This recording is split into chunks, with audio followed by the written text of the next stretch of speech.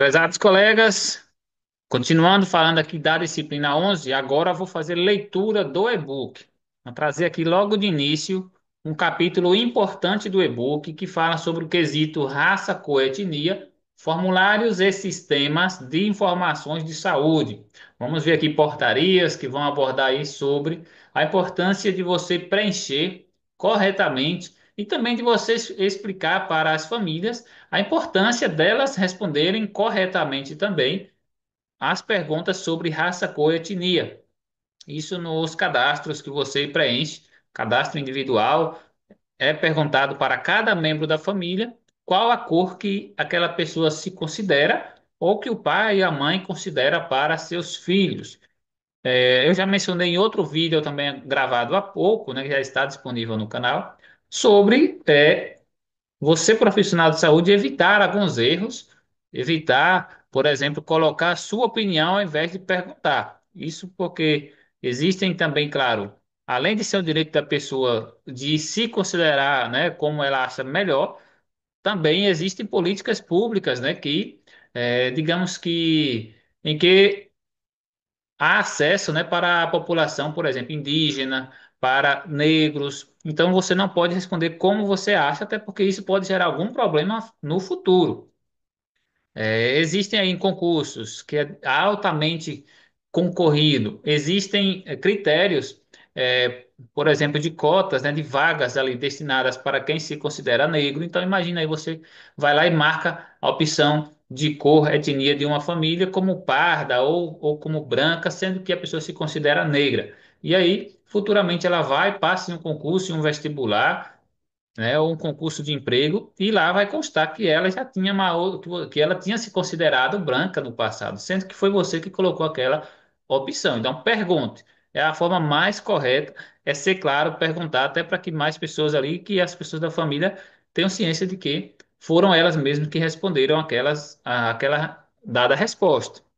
Então, evite dar a sua opinião para que não venha a comprometer também aí problemas futuros, né, de cruzamento de dados, porque a gente sabe que isso pode acontecer. Os formulários que nós fazemos estão disponíveis para o governo, são eletrônicos, né, então pode sim cruzar ali o CPF com a informação que está nessas fichas, com outras, né, de inscrições em vestibulares, concursos, tudo isso. Então, muito cuidado.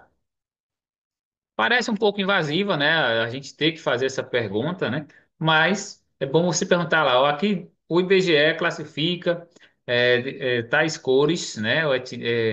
Grupamentos ali, por exemplo, branco, preto, pardos, né? Ou às vezes está como negro, né? Indígenas, amarelos. Ali você vai citar as opções que tem e perguntar qual desses você se considera. Né? E depois você, eu até antes explicar, né, a importância, por que que estou fazendo essa pergunta. Então, o SUS considera importante conhecer a população de uma forma mais ampla, inclusive também ali as condições socioeconômicas, né, as origens. Então, por isso que se pergunta também ali de cor, de raça, de etnia. Vamos ao texto?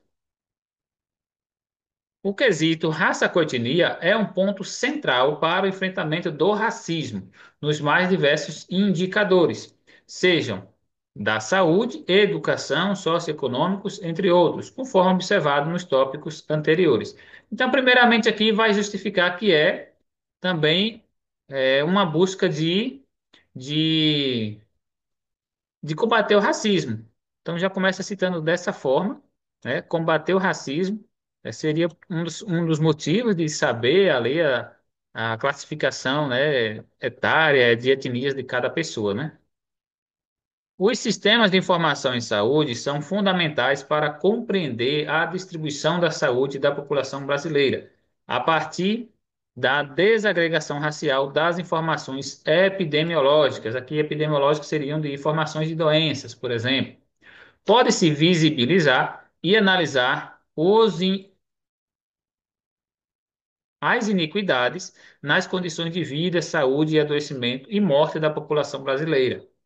Aqui pergunta isso, mas na prática a gente vê pouco retorno também. Então aqui está querendo justificar que essas informações vão ajudar a entender o diagnóstico de saúde. Então, mas, por exemplo, tem determinadas comunidades ou bairros que majoritariamente, por exemplo, tenham negros, significa que eles tenham recebido mais políticas públicas, por isso, por exemplo, ali melhorar a questão de saneamento? Talvez não.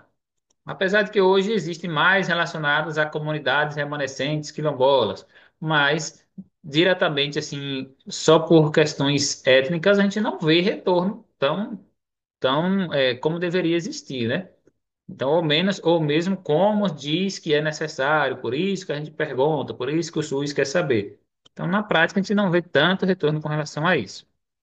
No esforço para reduzir as assimetrias e desigualdades na saúde, é necessário que todos os profissionais de saúde qualifiquem as informações por meio de ferramentas, como.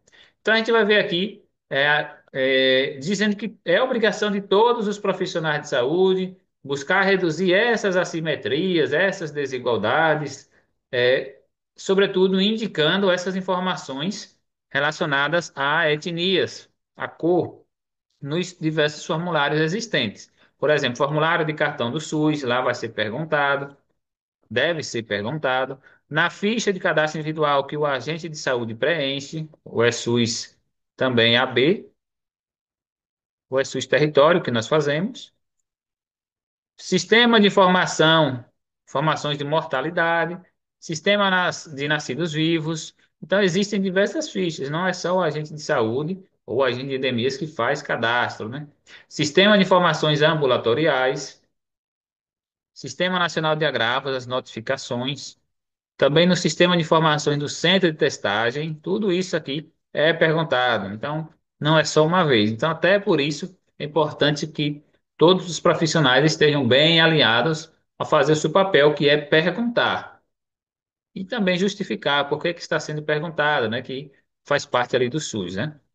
Em cada um desses sistemas é fundamental o correto preenchimento do campo denominado raça-etnia, respeitando o critério de autodeclaração do usuário. Ó, autodeclaração. Então é a pessoa que diz, não é você que considera. E mesmo que você tenha uma opinião, mas se a pessoa diz outra, você deve responder de acordo com o que a pessoa falou e não questionar. Então a pessoa diz que é indígena, você vai questionar, "Ah, mas você não parece indígena, você não tem traços indígenas", você não vai dizer nada, apenas vai colocar o que a pessoa te disse. Então, para maior assertividade das ações e práticas de saúde. Ficou claro? Responder de acordo com o que a pessoa respondeu, não colocar a sua opinião ou também não questionar a resposta dada pela pessoa, apenas preenche. Portaria do Ministério da Saúde de 2017 diz: a variável raça-cor presente nos formulários e sistemas de saúde é o que nos permite mensurar, identificar e denunciar o impacto do racismo e das iniquidades raciais no acesso aos serviços de saúde. Pronto, então aqui até uma justificativa. Ó, existe portaria do Ministério da Saúde que diz que é importante haver essa identificação com relação à raça, cor, por isso que eu estou te perguntando. Desde 1º de fevereiro de 2017, a coleta e o preenchimento desse quesito são obrigatórios para todos os profissionais que atuam no serviço de saúde. Então, você tem sim a obrigatoriedade de perguntar e responder de acordo com o que a pessoa te respondeu. O que deve constar em todas as fichas e formulários dos sistemas do SUS. Então, mais diversas. Critério de autodeclaração de raça, cor e etnia. Bem, os critérios de autodeclaração do usuário de saúde deve ser seguido, orientado pelos padrões utilizados pelo IBGE. Então, é de acordo com o que o IBGE considera como raça-cor.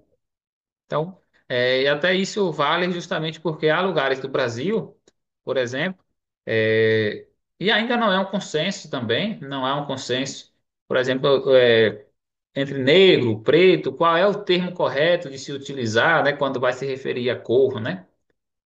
No geral, não. No geral, a gente se refere a qualquer pessoa pelo nome, não pela cor da pele, né?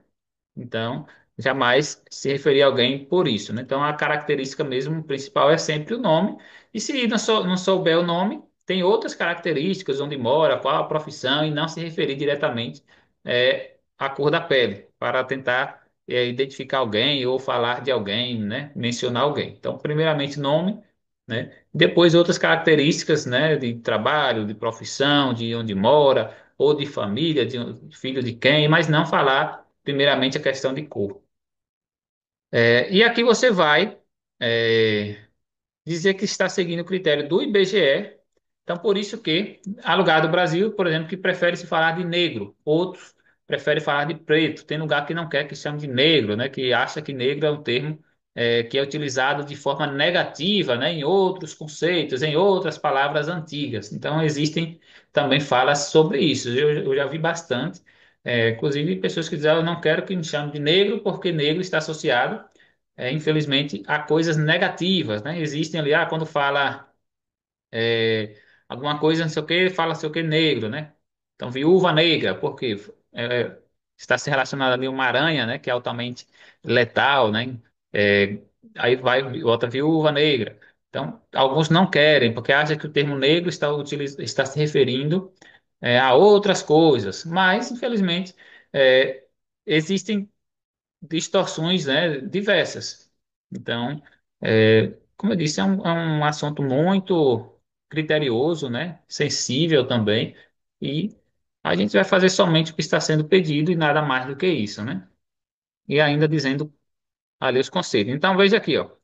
Nos formulários tem lá a opção branca, preta, amarela, parda ou indígena. Então, são essas opções disponíveis no Brasil. Amarelo é mais para asiático, né? Descendentes de asiáticos que vieram para o Brasil.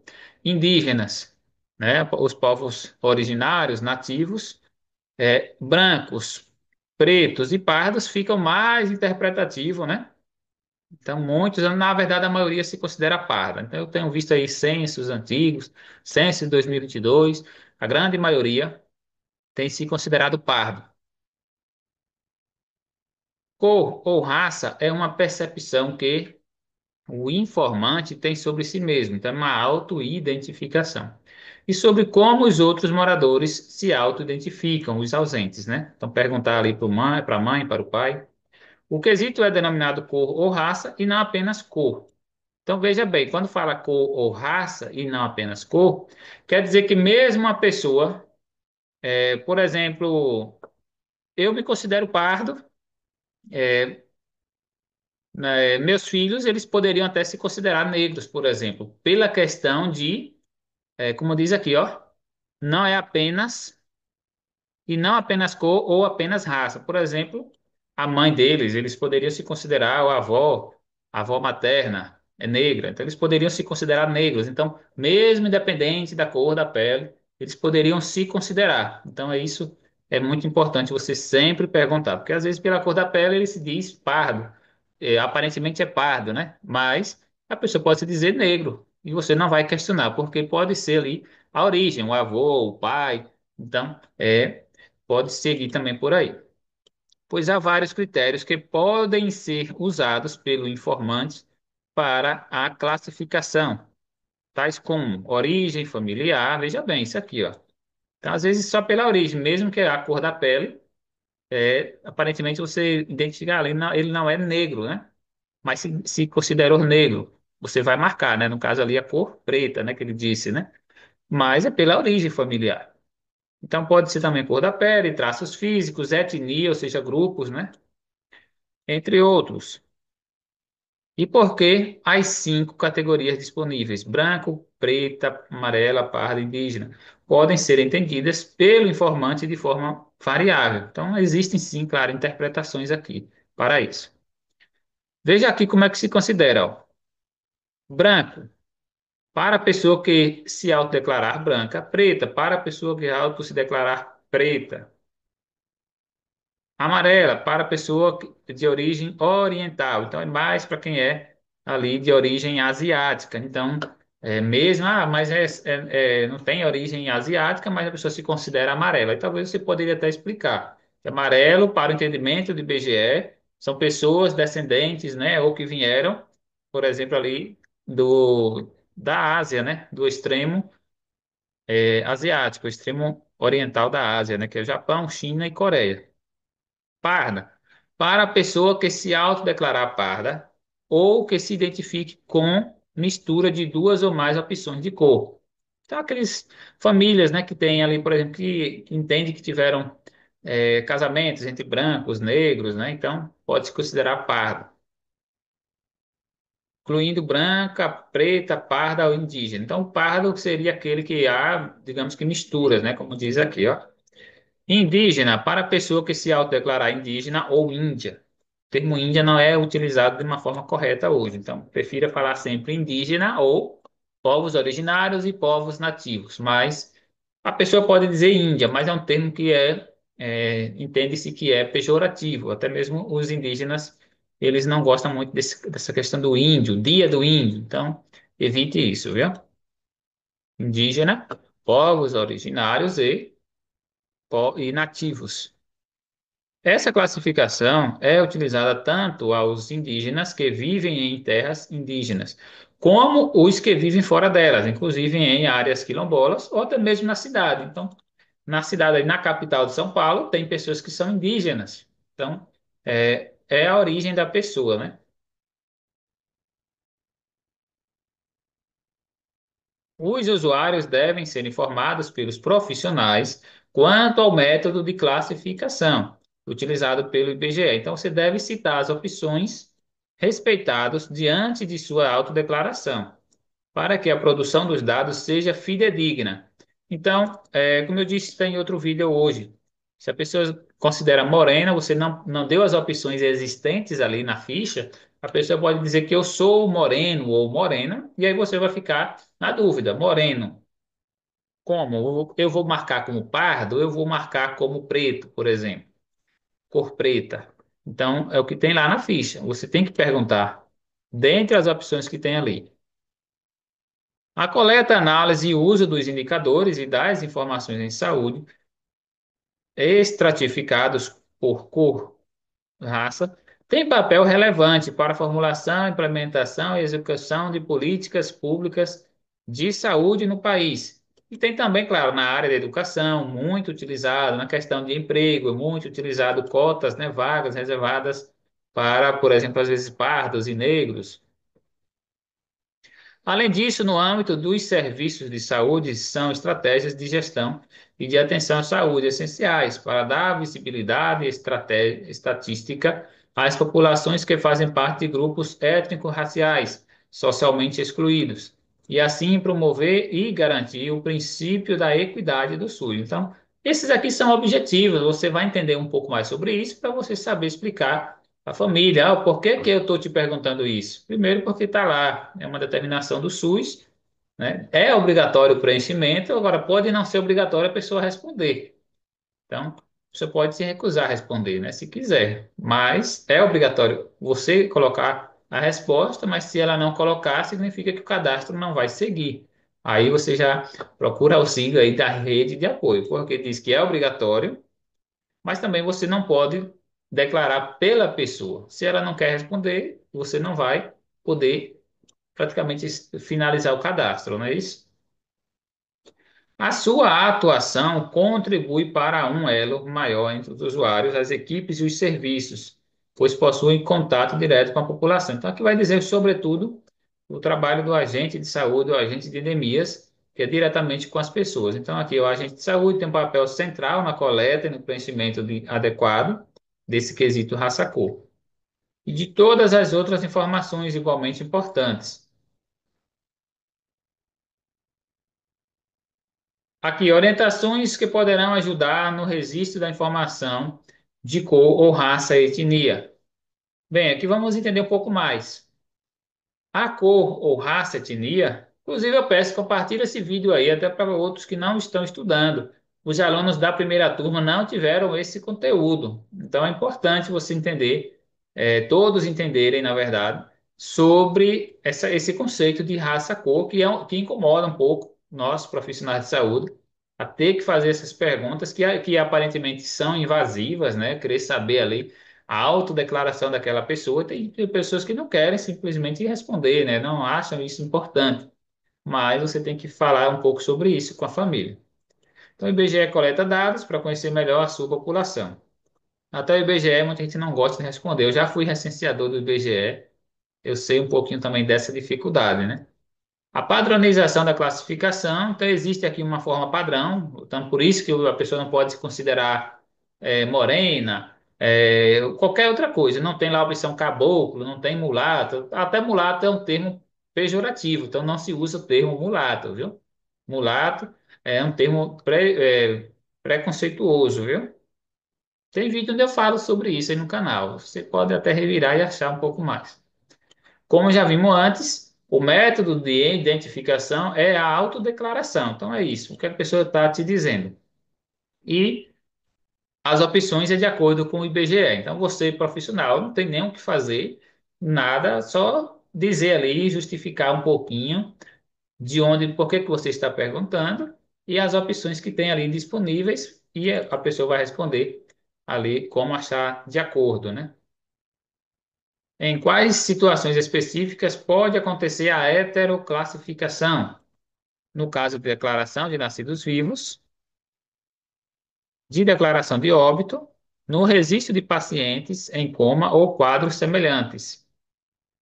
Então, aqui vai falar um pouquinho. A heteroclassificação é quando uma outra pessoa, preferencialmente um membro da família, define a cor ou a raça do usuário. Então, aqui não é a pessoa que respondeu. Então, isso quando você vai cadastrar uma criança, quem vai responder é a mãe ou o pai. Só que futuramente a criança pode até mudar esse conceito.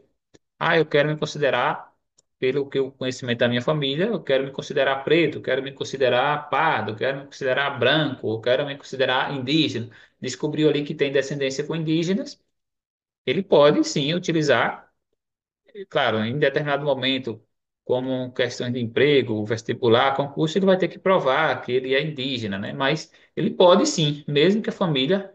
Inclusive, na semana passada eu visitei a família, e eu justamente abordei sobre isso. Eu conheço a família já, a avó. A avó dessas pessoas que eu conversei, ela, inclusive, já tinha relatos, né, que era de indígenas, né? Tem alguns causos contados, foi pegada no mato, dentro de cachorro. Esse relato praticamente quase que todo mundo utiliza, pelo menos aqui no município, que existem poucas informações sobre os povos indígenas. Então há esse relato, dessa mesma forma que eu disse. E essa família considera, e a filha até disse, por que que mãe não colocou a gente como indígena, né? Então a mãe disse que na época ninguém não colocava, que não sei o quê, não, não tinha, mas hoje já é, inclusive, um critério importante até de política pública em universidade ou em concurso. Então, às vezes hoje já há também uma outra motivação também. Então aqui fala um pouquinho sobre a questão dessas cores, né? Categorias foram criadas apenas para classificar os grupos populacionais, ou seja, os brasileiros e brasileiras, descendentes de europeus, orientais, de africanos, indígenas, essa miscigenação de outros grupos. Importante ressaltar que nenhuma dessas cores é utilizada nas informações em saúde com sentido pejorativo ou com intenção de discriminar qualquer um dos grupos. Então, não é um objetivo com relação a isso. Então, é apenas um objetivo ali positivo, né? Aqui fala do primeiro censo, né? Realizado pelo Instituto. No primeiro censo utilizou os seguintes critérios: preto, pardo, branco e caboclo. Inclusive o censo de 1872, eu já pesquisei sobre ele, aqui sobre o município, escrevi sobre ele, que eu sou historiador também. É, Na época que foram contados também a população que estava em situação de escravidão, nesse censo aqui, ó, 1872. Então existem dados aí de todos os municípios do Brasil. Então, para você que quer estudar um pouquinho mais sobre isso, veja que mudou. Caboclo, hoje não se usa mais esse termo caboclo e nem também mulato. A categoria caboclo naquela época foi usada para classificar os grupos dos indígenas. Pardo designava os mestiços e, mais tarde, com a imigração asiática, criou-se a categoria amarela. Então, veja bem. O caboclo era mais para se referir aos indígenas.